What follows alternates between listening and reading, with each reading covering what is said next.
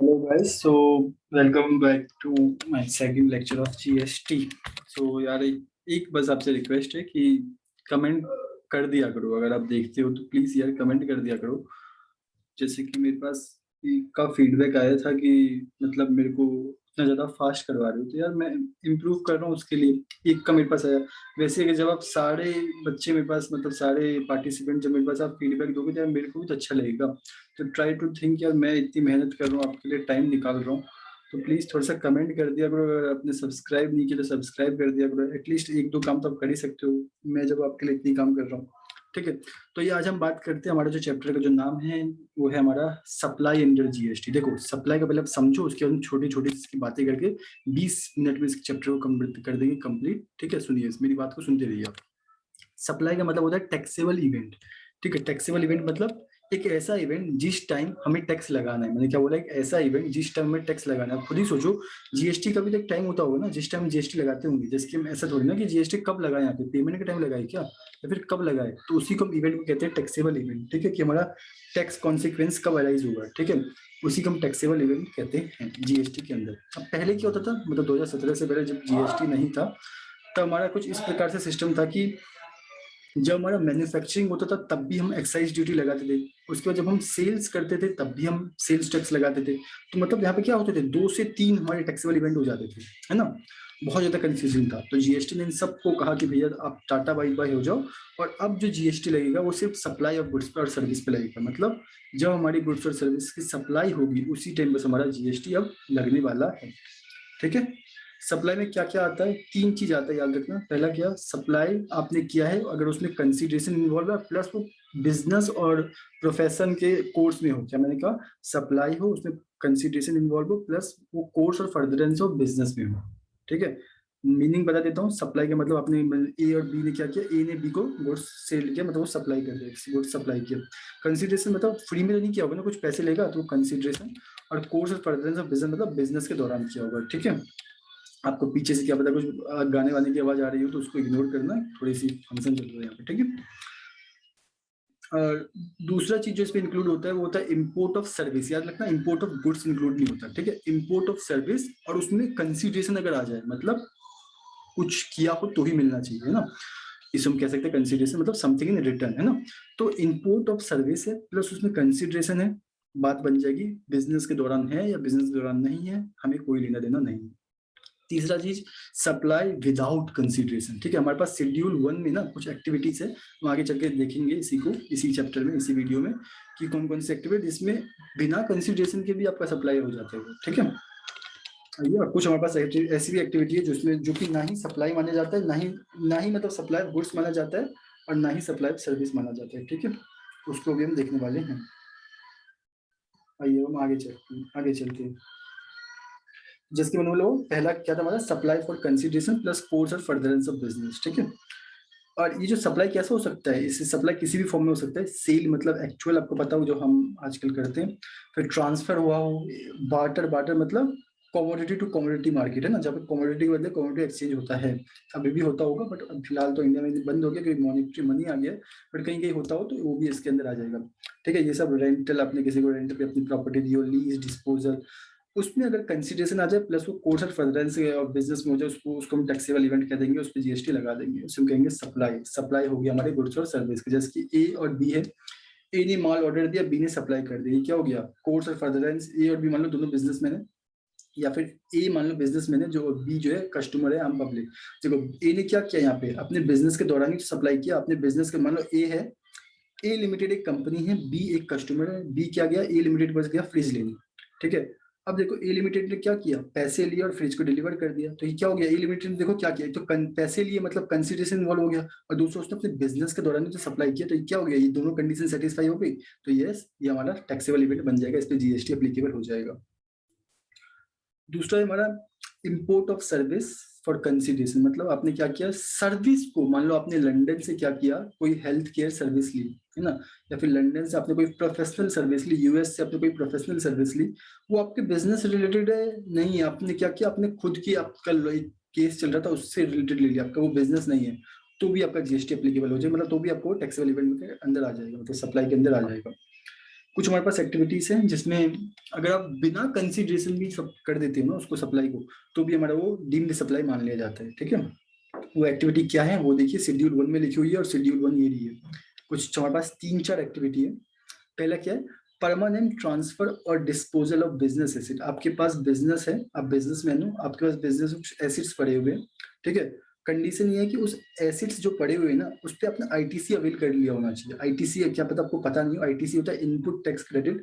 जब भी एक जो सप्लायर होता है जब वो गुड्स सप्लाई करता है तो उसको आईटीसी मिल जाता है, जब वो गवर्नमेंट को जितना भी टैक्स पे करता है उसमें से माइनस होने के बाद फिर उसको टैक्स पेमेंट करना होता है। ठीक है, आईटीसी में आगे चैप्टर करेंगे, बट याद रखो बस ये याद रखो कि बिजनेस एसेट होना चाहिए, अगर उसमें से आपने इनकम टैक्स मतलब इनपुट टैक्स क्रेडिट अगर आपने ले लिया होना चाहिए, और वो जो एसेट है वो परमानेंटली और ट्रांसफर होना चाहिए, डिस्पोज होना चाहिए, तो उसको हम डीम्ड सप्लाई मान लेंगे। 3 कंडीशन, क्या बिजनेस एसेट होना चाहिए, घर की एसेट नहीं होना चाहिए, आईटीसी फुल्ली अवेल्ड होना चाहिए। याद रखना, आईटीसी अगर अवेल नहीं किया तो भैया वो डीम्ड सप्लाई नहीं माना जाएगा, और परमानेंटली ट्रांसफर होना चाहिए, नहीं कि 2 दिन के लिए दिया है। ठीक है, दूसरा जो हमारा एक्टिविटी है वो क्या है, supply between related person and distinct person. Related person आपको पता होगा, जैसे कि पार्टनर हो गया, एचयूएफ के मेंबर्स हो गए, या फिर हमारे जो फैमिली मेंबर्स हो गए वो हमारे रिलेटिव होते हैं। ठीक है, तो ये सब हमारे रिलेटेड पर्सन के डेफिनेशन में आते हैं। और हमारा डिस्टिंक्ट पर्सन क्या होता है, डिस्टिंक्ट पर्सन जैसे कि मान लो एक बिजनेस है जिसके जिसके बहुत सारे बिजनेस होते हैं जिनका यूए मान लो एक स्टेट में भी ब्रांच है दूसरे स्टेट में भी ब्रांच है। मान लो ए लिमिटेड है जिसका यूपी में भी ब्रांच है और दिल्ली में भी ब्रांच है। वो यूपी से दिल्ली अपने यूपी वाले ब्रांच से दिल्ली वाले ब्रांच पे अगर गुड्स सप्लाई करता है तो वो भी हमारा टैक्सेबल इवेंट बन जाता है, वो भी हमारा सप्लाई बन जाता है, उस पर भी जीएसटी पे करना होता है। ठीक है, इसे हम कहते हैं डिस्टिंक्ट पर्सन। डिस्टिंक्ट पर्सन मतलब जिसका सेम पेन कार्ड, आपको जीएसटी के अंदर ना मान लो ए लिमिटेड है तो ए लिमिटेड तो सेम पेन कार्ड होगा ना, तो सेम पेन कार्ड से उसका एक तो दिल्ली में भी रजिस्टर्ड है उसका एक ब्रांच, और उसका एक यूपी में भी उसका एक ब्रांच है। तो अगर दिल्ली में भी उसका ब्रांच है क्योंकि उसका ऑनर तो एक ही है, वो अपने ही एक ब्रांच से दूसरे ब्रांच पे गुड्स को भेज रहा है, गुड्स से सर्विस मतलब गुड्स को सप्लाई कर रहे हैं, है ना, सर्विस तो होगा नहीं सप्लाई, गुड्स को सप्लाई कर रहे हैं। तो ये क्या बन जाएगा, ये एक टैक्सेबल इवेंट बन जाएगा अगर इसमें कंसिडरेशन इन्वॉल्व हो, नहीं हो हमें कोई नहीं देखना। ठीक है, विदाउट कंसिडरेशन। ठीक है, और याद रखना अगर वो एक स्टेट से एक स्टेट में ही करता है, मान लो उसका यूपी के अंदर कानपुर और नोएडा में ब्रांच है, तो अपने कानपुर वाले ब्रांच से नोएडा वाले ब्रांच में करता है तो टैक्सेबल इवेंट नहीं होगा, एक स्टेट से दूसरे स्टेट में होना चाहिए। और ये हमारे पास कुछ एक याद दिया है कि अगर एम्प्लॉयर एम्प्लॉय को करता है कुछ ट्रांसफर, ठीक है, एम्प्लॉयर एम्प्लॉय के बीच में कुछ अगर ऐसा कुछ होता है तो 50,000 से लेस है तो फिर सप्लाई नहीं माना जाएगा, 50,000 से ज्यादा है तो सप्लाई माना जाएगा। Supply between principal and agent, आपको पता होगा प्रिंसिपल एजेंट क्या होते हैं, प्रिंसिपल कौन होते हैं जो कि एजेंट को अपॉइंट करता है, एजेंट मतलब प्रिंसिपल के बिहाफ पे गुड्स को सोल्ड करता है। ठीक है, supply goods on behalf of principal and issue invoice to the customer in his own name. मैंने क्या बोला, सप्लाई गुड्स करता है on behalf of principal but issue करता है invoice to the customer in his own name, मतलब agent अपने खुद के नेम पे करता है तो हम उसका डीम्ड सप्लाई मान लेंगे। याद रखना ये कंडीशन सेटिस्फाई होनी चाहिए, एजेंट क्या करना चाहिए, गुड्स को सप्लाई करना चाहिए ऑन बिहाफ ऑफ प्रिंसिपल, और जो इनवॉइस होना चाहिए एजेंट के नाम पे इशू होना चाहिए। प्रिंसिपल के नाम पे इशू होगा तो डीम्ड सप्लाई नहीं माना जाएगा। मैंने क्या कहा, agent received goods on behalf of principal and receive invoice in his own name। ठीक है, वही है, अगर प्रिंसिपल पहले हो सकता है ना, प्रिंसिपल गुड्स सप्लाई करे एजेंट को, या फिर हो सकता है एजेंट क्या करे गुड्स सप्लाई करे ऑन बिहाफ ऑफ प्रिंसिपल। ठीक है, दोनों कंडीशन में बता दी, बट याद रखना एजेंट रिसीव करेगा गुड्स और जो रिसीव करेगा इनवॉइस इस केस में भी अपने खुद के नाम पे। ठीक है, यहाँ पे गुड्स अगर सप्लाई करे तो भी खुद के नाम पे, रिसीव करे तो भी खुद के नाम से, प्रिंसिपल के नाम से वो कभी भी इनवॉइस इशू नहीं करेगा, ये बात याद रख लेना, प्रिंसिपल के नाम से करता है डीम्ड सप्लाई नहीं माना जाएगा। जो फोर्थ एंड लास्ट केस है हमारा शेड्यूल 1 का जिसपे विदाउट कंसिडरेशन भी हमारा सप्लाई हो जाता है, वो है हमारा इंपोर्ट ऑफ सर्विस का।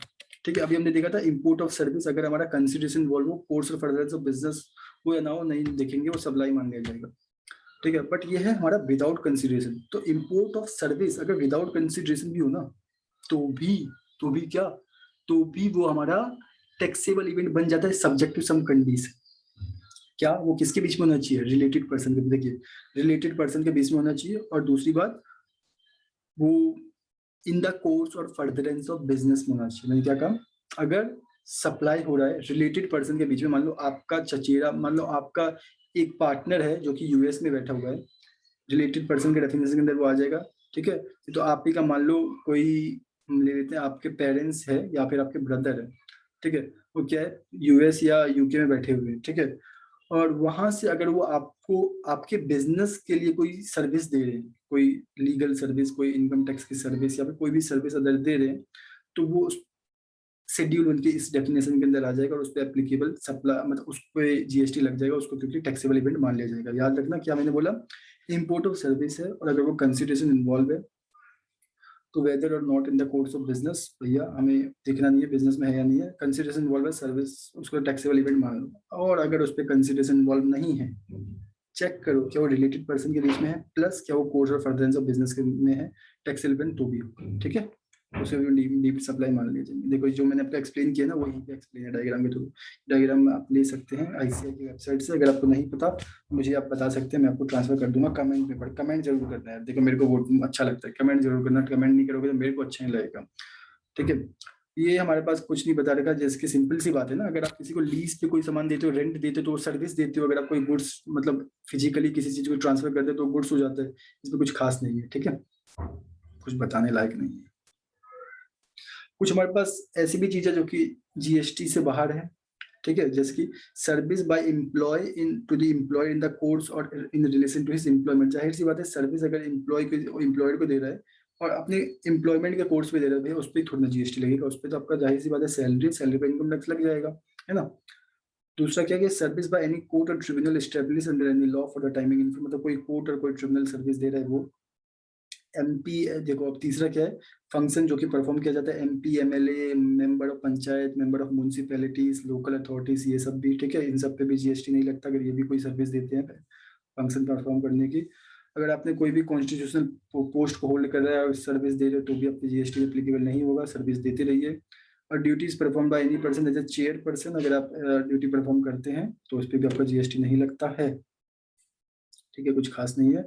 Service of funeral, burial, crematorium और mortuary including transportation of diseases की हो गया ना, फनरल की आपको पता है ना, मतलब डेथ फेथ हो जाती है तो उसकी ट्रांसपोर्टेशन की, या फिर कोई डिसीज की ट्रांसपोर्टेशन की है ना, ब्यूरियल दफनाने की, है ना, ब्यूरियल मतलब दफनाना है ना, जब लाश को दफनाते तो इन सब की जो सर्विस होती है ये भी एग्जेम्प्ट है जीएसटी से। सेल ऑफ लैंड एंड मतलब सेल ऑफ जो लैंड है, सेल ऑफ जो बिल्डिंग है, इस सब पे भी हमारा जीएसटी नहीं लगता, मतलब बताया था इमूवेबल प्रॉपर्टी है ये।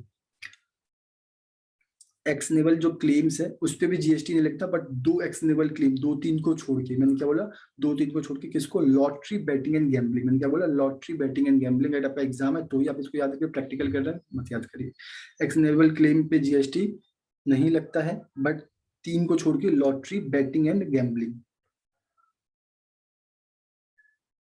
ये हमारा कुछ उसी के बिहाफ पे है। Composite and mix supply, composite supply क्या होता है, जो कि नेचुरली बंडल्ड होता है, मतलब जिसको हम सेपरेट सप्लाई नहीं कर सकते, ठीक है। जैसे कि अगर आप मोबाइल लेते हो, मोबाइल खरीदते हो तो आपके उसके साथ क्या दिया जाता है, चार्जर उसके साथ ही सप्लाई किया जाता है, वो मतलब नेचुरली बंडल होता है, आप चाह के उसको अलग थोड़ी ना कर सकते हो, क्या ये थोड़ी ना कह सकते हो अपने डिब्बे में से चार्जर निकाल ले, मेरे को मोबाइल ही चाहिए, तो ऐसा नहीं हो सकता। तो इसीलिए हम इसको हम कंपोजिट सप्लाई कहते हैं, मतलब ये नेचुरली बंडल्ड होता है, ठीक है। और एक होता है मिक्स्ड सप्लाई, मिक्स्ड सप्लाई मतलब जिसको हम सेपरेट भी सप्लाई कर सकते हैं, जैसे कि अगर आप एक बास्केट, जैसे कि हम कहें आपको बर्थडे में या फिर आपने देखा होगा दिवाली में लोग कैडबरी की चॉकलेट वाली जो जिसमें 5 स्टार, डेयरी मिल्क ये सब रहता है, ब्रिटानिया, ये सब एक डिब्बे में पैक रहता है, उसको आजकल लोग ज्यादा देते हैं, तो भैया हम इसको अलग अलग भी तो सप्लाई कर सकते हैं ना, डेयरी मिल्क को अलग, 5 स्टार को अलग, तो इसके लिए हम इसको कर सकते हैं। एक सेकेंड आप रुकिए।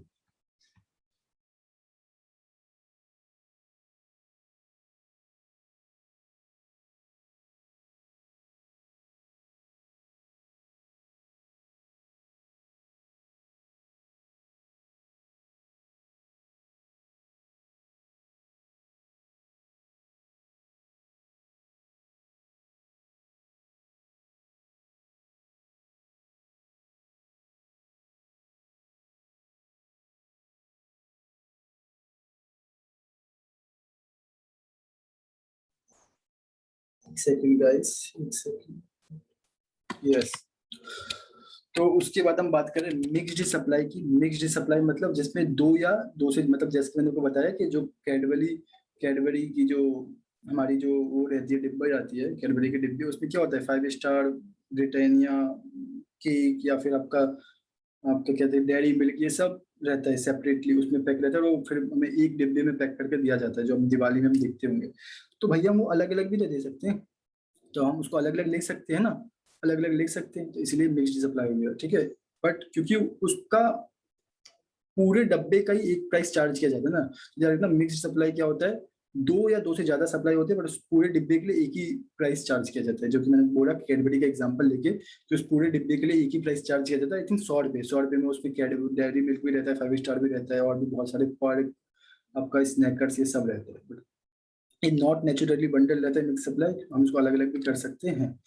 और टैक्सेबिलिटी देख लीजिए, कंपोजिट सप्लाई के केस में हमारा कौन से डेट से टैक्स लगेगा, जो हमारा प्रिंसिपल सप्लाई होता है, जैसे कि हमने मोबाइल और चार्जर की बात की, तो मोबाइल और चार्जर कंपोजिट सप्लाई है, बट इसमें टैक्सेबल पता है आपका टैक्स कौन से डेट से लगेगा, जिस रेट से मोबाइल पे टैक्स लगेगा, ठीक है। क्योंकि मोबाइल इस केस में क्या प्रिंसिपल सप्लाई है, कंपोजिट सप्लाई के केस में क्या लगता है, मतलब मिक्स सप्लाई के केस में क्या होता है, मैं ज्यादा बोल गया मिक्स्ड सप्लाई के केस में क्या होता है कि जो आपका हाईएस्ट अट्रैक्टिव टैक्स होता है ना, उसके रेट से लगता है। जैसे कि सपोज कर लो आपका चॉकलेट पे लग रहा है 20%, मतलब डेयरी मिल्क पे लग रहा है 20%, और 5 स्टार पे लग रहा है 30%, तो आपका टोटल 30% के रेट से टैक्स लगेगा, ठीक है। तो गाइस ये था हमारा सप्लाई अंडर जीएसटी।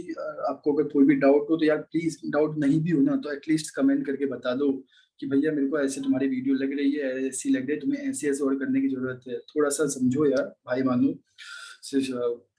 तो थोड़ा सा देखो, मैं आपको इतनी ज्यादा वो कर रहा हूँ, थैंक यू, एंड सब्सक्राइब भी कर देना, ठीक है, थैंक यू।